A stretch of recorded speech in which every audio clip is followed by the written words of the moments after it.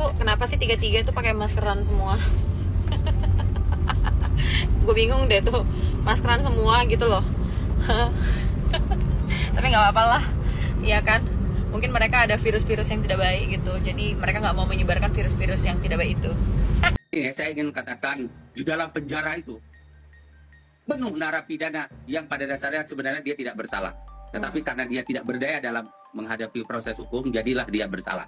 Maka di titik itulah negara sebenarnya tampil menghadirkan sebuah kekuatan untuk mengimbangi kekuatan jaksa, penuntut umum, penyidik, yaitu adanya kekuatan advokat untuk mengimbangi mereka. Karena yang namanya seorang tersangka tidak punya pengetahuan hukum, lemah dia, terkurung di dalam penjara, tidak punya akses untuk mencari bukti-bukti membela dirinya. Ini Pak Alek ya, ada yang bertanya, netizen, komentarnya di atas ini, salah satu JPI itu kan bermasalah di tahun 2023. Google aja pasti jejak digital akan terhapus deh. Menurut Pak Alek, gimana untuk menjawab pertanyaan netizen di komentar ini? Ya, terima kasih netizen. Ini kan pertanyaan diberikan kepada saya untuk menjawab terkait dengan salah satu jaksa, yaitu Revina Donasihombing ya, yang semula bertugas di Bekasi. Namun karena dia mendapatkan satu teguran yang keras atau sanksi itu selama 3 tahun itu hilang dan tidak muncul. Jadi dia menjadi jaksa nonaktif. Tiba-tiba muncullah di kasus Nikita Mirzani. Ini jelas ya, kalau memang itu merupakan jaksa yang bermasalah, seharusnya tidak bisa kita percayai lagi. Integritasnya, moralnya itu udah bobrok. Revina Donasihombing yang menyidangkan atau yang membacakan dakwaan atas kasus Nikita Mirzani, saya tidak masuk di wilayah benar atau salah ya dalam kasus Nikita ini. Namun jelas kita ragukan kualitas otak ya atau niat yang muncul dari seorang jaksa yang bermasalah. Seharusnya jaksa ini dinonaktifkan ya, tidak bisa. Jika dia tetap dipaksakan menjadi pendakwa ya kasus Nikita Mirzani ini, nanti akan mengacaukan jalannya persidangan, akan membuat satu narasi-narasi yang tidak sesuai dengan fakta. Karena mentalnya udah mental bukan sebagai pejabat negara. Revina Donasihombing tidak bisa dikatakan dia saat ini menjadi jaksa negara, tidak bisa. Ada katanya JSPO yang memakai masker yang gak lepas-lepas ya kan. Aku menjadi penggemar dirimu mbak, yang inisialnya RDS. Oh, RDS, boleh dong aku kenalan nama kamu. Aku pengen lihat muka cantik kamu. Karena Pak Alex, papanya Roni, asli sebut-sebut nama kamu mulu. Pengen deh kenalan nama kamu. Yuk, kamu Selasa buka masker ninjanya ya. Aku mau kenalan lo. Aku artis senior, pengen kenalan sama kamu ya. Aku menduga sepertinya kamu ini dulu katanya bertugas di Bekasi ya. Kenal sama anaknya Pak Alex ya. Anaknya Papa Riko, namanya Bapak Rikonya Pak Alex, kenal ya. Ada masalah apa waktu itu? Katanya Pak Alex ada bungkam-bungkam, ada pemaksaan P21 yang nggak pantas. Artinya kalau Mas Dedi bertanya, apa kok bisa dibeli? Ya bisa dibeli. Bisa dibeli. Oleh sebab itu, kalau Anda tidak sangat terpojok sekali, jangan berurusan dengan pengadilan. Wow. Ya.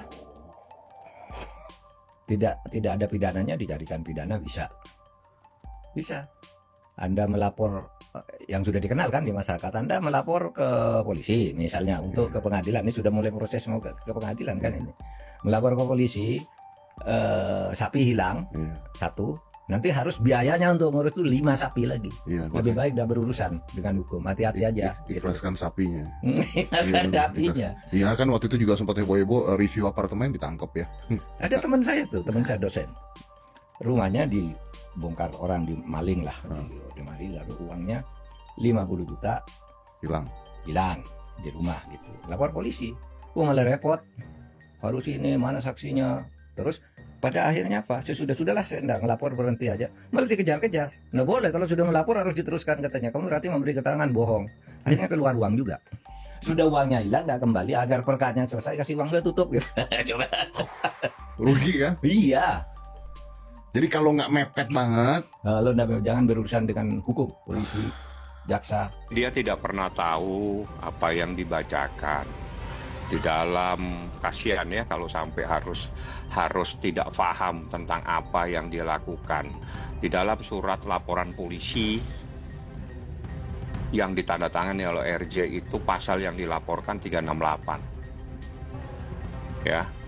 Proses penyidikan yang dikeluarkan oleh penyidik kepolisian pasalnya 368. Penetapan tersangka pasalnya 368 KUH pidana.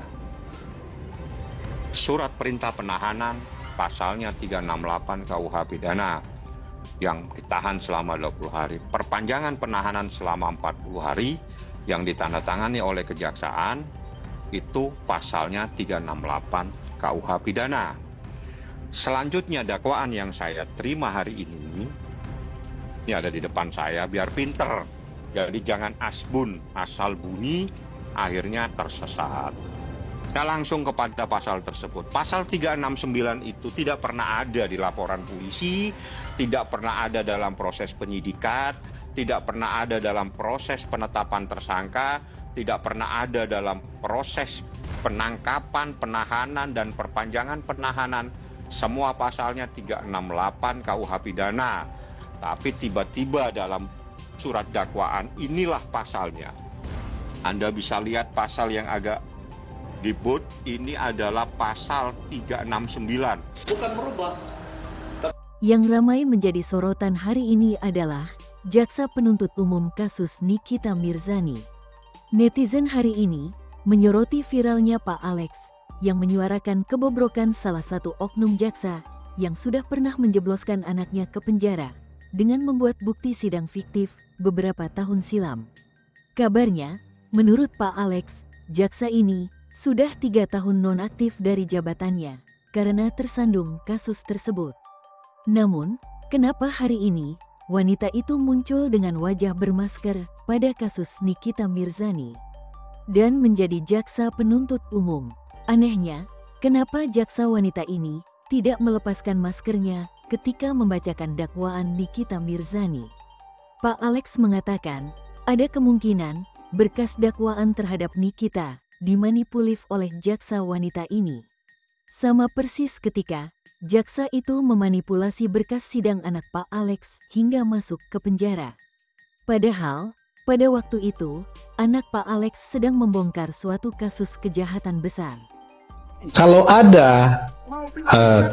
ada seseorang diadili dengan cara tidak adil, orang yang tidak bersalah jadi dihukum, maka itu yang tampil untuk menyelesaikan itu adalah orang-orang yang berpikir.